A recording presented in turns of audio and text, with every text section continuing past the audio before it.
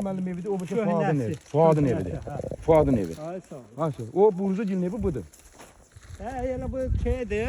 Bir de bu yeri budur bunun. Bak, Burada bu da yer. gelin deyəli bu elə şey oyunlarına Hadi yer ha. buradır. Diye budur da ha. O Burcu'nun da bu Yağmen Gil'indir. Yox, bu oyunlarına. Gündaradan budur. Ortada o orta. Bu demir onundur. Aç sol. İki evin ortasındayız.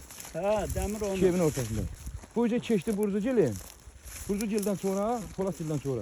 Sonra maşallah diye. Safa ittifaktan Maşallah mı ne Məlim vardı? Gil'in. Ha. Sonra da Maşallah şahit. Məlim onda pəyəsidir bu. Ha. Ha? Ha, ola bilər. Onda onun pəyəsidir. Ha Safa. Ha. Evdə olur. İttifaktan yine vardı. Zaten evi aşağıda, orada biraz korkuldu. Kimi? İttifaktan geri diyelim. Asasin evi tərəfdədir. Orada biraz korkuldu. Ha, onlar çalım əhlədi. Heç sonra girmək olur. Orada olmur, korkuldu. Qarquluqdur. Ha, bu maşallah gelin, şəhliyar gelin, çəpərlərdir. Oraya elə mi? Ha. Safa ora nədir? Onda onların pəyəsidir. Ha, De ora nədir bax? Ora əvvəl təzə tikilmişdi, həkimxana idi ora. Təzə Ha tip tikilmişdi. mentekası. Tip məntəqəsi, sonra buradalar bıraktılar. Görmədilər. Var üstündə. Elə də yox, quruyub. Burayı ver çox saçır. Ay, bu Hə, mumma heç, mummadan danışmır. Safa o biri tip mentekası durur. O minayımamam işlediği yer. O taxtadandır, o yandı. Yandı. Ha.